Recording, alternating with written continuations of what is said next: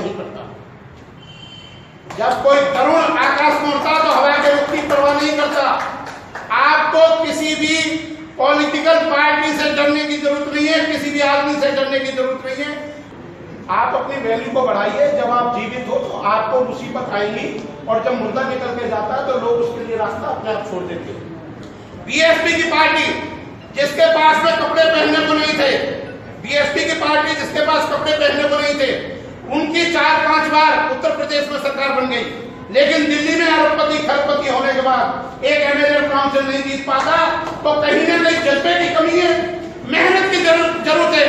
अगर आपको दूरदृष्टि चाहिए, पक्का इरादा चाहिए, तो अनुशासन चाहिए, तो मैं कहता हूं समता सैनिक दल के अलावा किसी दुनिया की किसी भी जगह से नहीं मिल सकता। जय भीम, जय भारत, जय संविधान। एंटी क्राइम न्यूज चैनल, आपका अपना न्यूज चैनल।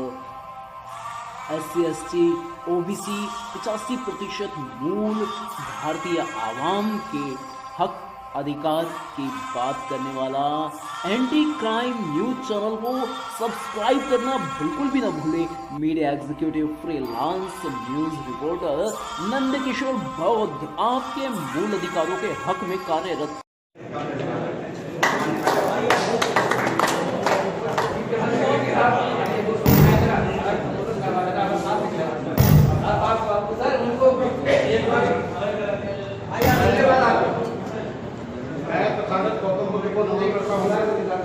मैं बाबा साहेब डॉक्टर अम्बेडकर को नमन करता हूँ, और मैं हरियाणा से और उत्तर प्रदेश से और दिल्ली से आए हुए सभी समता सैनिक दल वालों का मैं अभिनंदन करता हूँ।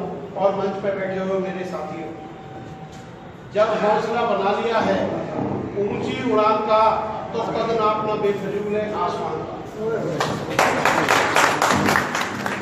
परिंदे परों से नहीं हौसलों से उड़ा करते हैं, परिंदे परों से नहीं हौसलों से उड़ा करते हैं। और बौद्ध धर्म के अंदर एक कहावत है कि जो लोग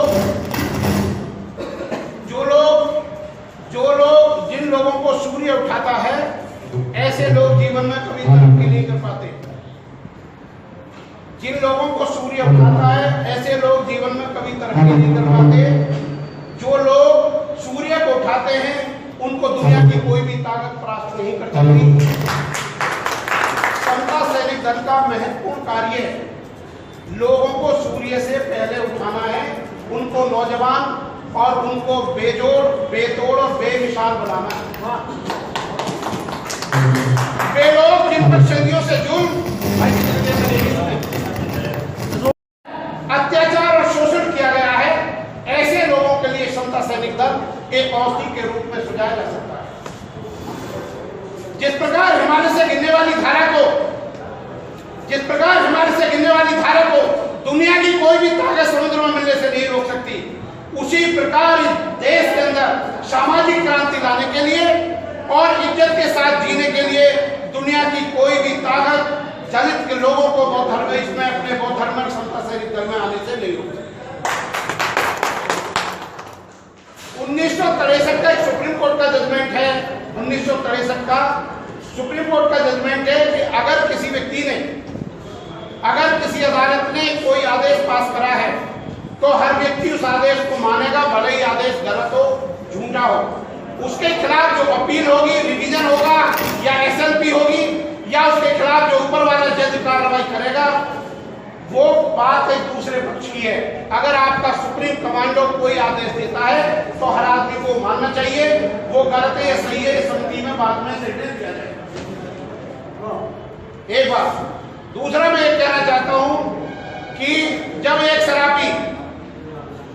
शराबी की जेब में पैसा भी ना हो, कुछ भी ना हो, शाम को शराब पी के आ जाता है, तो भैया तुम्हें समता सैनिक दल वाले को क्यों नहीं आदमी मिलते? जिस आदमी के पास में जेब में पैसा नहीं है, कुछ भी वो नहीं है, वो भी शाम को शराब पी के लौट के आ जाता है। तो आपने ये सारे सैनिक हर दल से निकालने हैं। एक दिन में 3 दिन तक स्पीच, 3 जगह मैंने स्पीच दी, चांदनी चौक में दी, फिर अम्बेडकर भवन में दी, फिर सिविल लाइन्स में दी। 2-3 हमारे समता सैनिक दल के आदमियों बराबर पर्ची में करते रहे, वो भाई मैंने अभी देखे थे यहाँ पे। तो मैं ये कह रहा हूँ, जब प्रोग्राम में बिना इनवाइट करे हो आप लोग जाओगे, तो आपको पाइपलाइन वहीं से आपको मिलेगी और आपको पाइपलाइन वहीं से आपको समता सैनिक दल लोग मिलेंगे, वहीं पे बात होगी। 1905 में एक किताब जो बुक थी वो हमारे पीसी राव साहब ने लिखी थी, दी हिस्ट्री ऑफ हिंदू केमिस्ट्री। उस किताब में लिखा कि भारत के गुलामी के, भारत के पतन के केवल 2 कारण थे। एक यहाँ पे आपसी फूट जो जातिवाद के कारण हुई, और दूसरा कारण था कि देश के अंदर जो नॉन साइंटिफिक एजुकेशन है, गैर वैज्ञानिकवाद की एजुकेशन है, उनमें गीता और उसने वेद को मुख्य माना कि ये भारत में गुलामी का कारण है, जो लोगों में छुआछूत आपसी फूट के कारण भारत गुलाम बना। ऐसी एक किताब थी पॉलिटिक्स ऑफ अनटचेबिलिटी 1956 में, जो लिंच नाम से अंग्रेज बाबा साहब के टाइम में लिखी और प्रकाशित हुई थी। ये जरा एक मिनट रुक जा, जब कर लियो सर रुक जा जरा। उसने लिंच में ये कहा कि जब मैं दलित समाज के, शूद्र समाज के विभिन्न स्थानों से आए हुए आदमियों को देखता हूँ तो मुझे ऐसा लगता है कि ये लोग कहीं पे इसकी मीनार ना खड़ी हो जाए, लेकिन इनका आपसी कलह, चुगलीबाजी और इनकी जो चुगलीबाजी को मैं देखता हूँ, मुझे लगता है कहीं उनके खंडर ना बदल जाए। तो मेरे साथियों, आज जो हमें एकता की जरूरत है, हमें इस एकता की जरूरत अपने समाज को, अपने समाज के पैरामाउंट वेलफेयर करने के लिए जरूरत है। चाहे बात चाहे प्रबंध भारत की हो या स्वतंत्र भारत की हो, अगर एक बार भूकंप आ जाए तो दोबारा आने की प्रबल संभावना होती है। जब हमारे लोगों पर बार बार जुर्म, अन्याय, अत्याचार और बलात्कार जैसी घटनाएं समाज के लोगों के साथ हो रही है, तो इनको रोकने के लिए केवल समता सैनिक दल ही सक्षम है। 1982-83 में जब उमेश सिंह जी मेरे साथ जाते थे और सलेमपुर से जब हम भोवतपुर प्रचार करने के लिए गए और ककोर गए, तो हमारे पास ना तो कोई वाहन था और ना खाने के लिए कुछ था। तो एक जगह गाजर बिक रही थी, नवंबर का महीना था, नवंबर-दिसंबर का, गाजरों को खा के प्रचार करा था। बीएसपी की पार्टी जिसके पास में कपड़े पहनने को नहीं थे, बीएसपी की पार्टी जिसके पास कपड़े पहनने को नहीं थे, उनकी 4-5 बार उत्तर प्रदेश में सरकार बन गई, लेकिन दिल्ली में अरबपति खरबपति होने के बाद एक एमएलए काउंसिल नहीं जीत पाता। तो कहीं ना कहीं जज्बे की कमी है, मेहनत की जरूरत है। अगर आपको दूरदृष्टि चाहिए, पक्का इरादा चाहिए, तो अनुशासन चाहिए, तो मैं कहता हूं समता सैनिक दल के अलावा किसी दुनिया की किसी भी जगह से नहीं मिल सकता। समता सैनिक दल को बाबा साहेब डॉक्टर अम्बेडकर ने उस नदी के किनारे लगे वृक्ष के समान लगाया था, जिसकी कभी जड़, कभी जिसके पत्ते कभी सूखे ना होंगे और जो हमेशा फलदार रहेगा और हरियाली समित रहेगा। तो मैं आपको एक बात बता दूं, एक ऐसा जमाना था जब हमारे लोगों के लिए देश में ना कोई वकील था, ना कोई अपील थी, ना कोई दलील थी। लेकिन आज के समय में सब कुछ प्रावधान होते हुए लोगों की नीयत सही नहीं है। जाति को देख के पुलिस आपको न्याय देने की बात करती है और बैठा हुआ जज आपकी जाति को देख के आपकी सजा को तय करता है। तो हमें कितना भी संविधान अच्छा हो, अगर संविधान को लागू करने वाले लोगों की नीयत सही नहीं है, तो संविधान कितना भी अच्छा हो, कभी भी कामयाब नहीं हो पाएगा। और मैं समता सैनिक दल के अपने सैनिकों को एक मैं उत्साह भरी बात कहता हूं, जब कोई गरुड़ हवा में उड़ता है, जब आकाश में उड़ता है, तो हवा के रुख की परवाह नहीं करता। जब कोई गरुड़ आकाश में उड़ता है तो हवा के रुख की परवाह नहीं करता। आपको किसी भी पॉलिटिकल पार्टी से डरने की जरूरत नहीं है, किसी भी आदमी से डरने की जरूरत नहीं है। हम लोगों की मदद करते हैं, लोगों से समता सैनिक को मदद लेने की कोई जरूरत नहीं है। और अगर हम चाहें तो जो देश के अंदर 40 से 50 लाख हमारी जनसंख्या दलितों की है, हम चाहें तो हिमालय पर्वत को उखाड़ सकते हैं, हम चाहें तो हर पार्टी को हरा सकते हैं, हम चाहें तो जिस पार्टी को चाहें उसे जिता सकते हैं। हमारी जनसंख्या इतनी है, हमारे पास अपार शक्ति, हमारी वोट की शक्ति है। मैं आपको एक एग्जाम्पल दूंगा। एक बार हिटलर ने जर्मन ने जब हालैंड पर हमला करा था, तो हिमालय का तल कुछ समुद्र से नीचा था। हिमालयन वासियों ने कहा, नीदरलैंड वासियों ने कहा, अरे हम मर जाएंगे लेकिन गुलाम नहीं बनोगे। उन्होंने समुद्र की दीवार को तोड़ दिया और जर्मन की फौज को अपने साथ डुबा दिया। तो एक जो मेन टीम माई स्ट्रगल नाम की बुक हिटलर की है, मेरा संघर्ष, उसमें हिटलर ने लिखा, अरे दुनिया में ना तो संगीत इतनी खतरनाक होती है, ना एटॉमिक बम होता है, जितना मनुष्य का सेल्फ कॉन्फिडेंस होता है, आत्मबल होता है। अगर दुनिया का एक भी मनुष्य जो मरने के लिए तैयार हो जाए तो दुनिया की कोई भी शक्ति कदापि उसे गुलाम नहीं बना सकती। आप गुलाम बनते हैं, आप गुलाम बनते हैं क्योंकि दूसरों के बनाए हुए सिद्धांतों पर आप जीने के लिए तैयार हो जाते हैं और इन आकाश की बदलियों से निकलकर कोई फरिश्ता आपकी गुलामी की जंजीरों को तोड़ने के लिए नहीं आएगा। आपको इन गुलामी की जंजीरों को खुद तोड़ना होगा।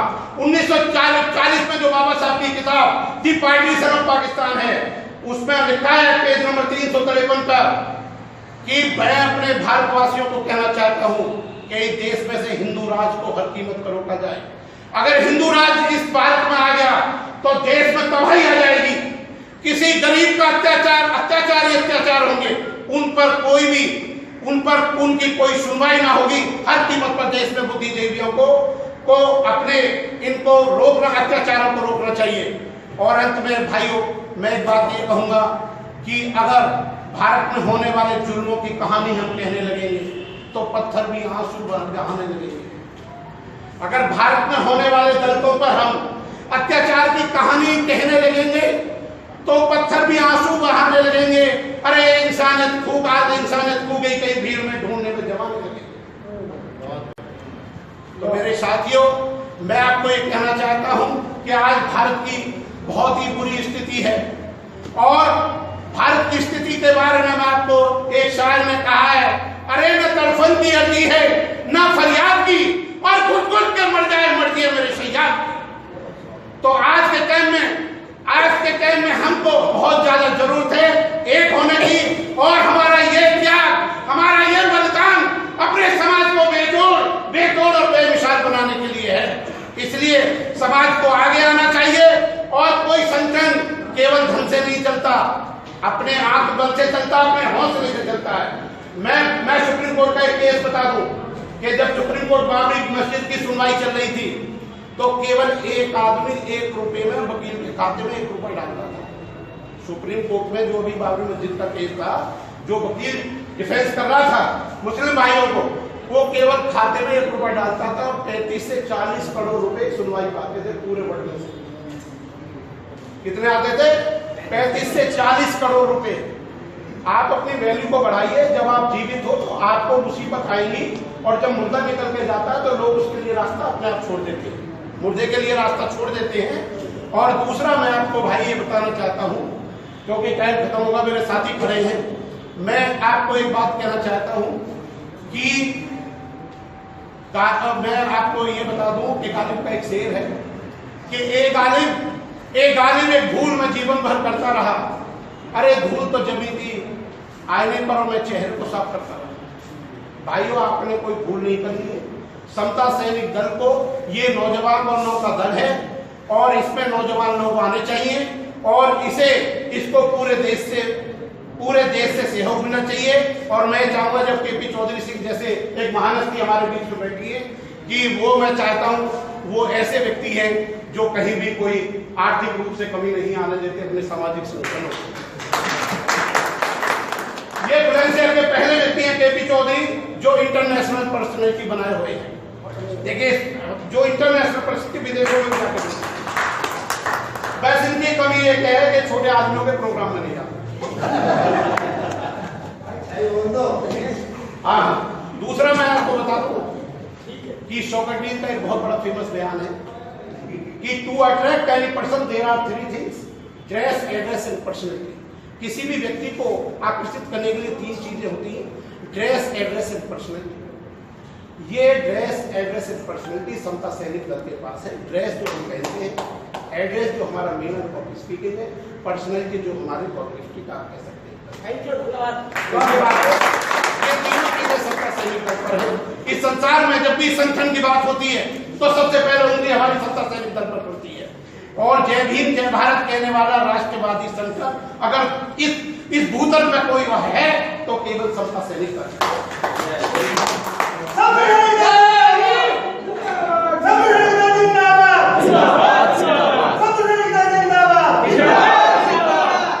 मैंने इस संबंध में हजारों लोगों से बात करी, सबने एक बात कही है कि साहब नेशनल कमांडर जो हमारे उमेश सिंह गौतम जी हैं, जिन्होंने पूरा जीवन समता सैनिक दल को प्रकटित करा है, उनके भी रिटायरमेंट की डेट होनी चाहिए। उसको अपने बुजुर्ग लोग अपने बैठ के जो भी हो गया अपने इनके साथ पहले काम करो, देश को पहले दुख से निकालो, फिर ये बात बाद में करेंगे।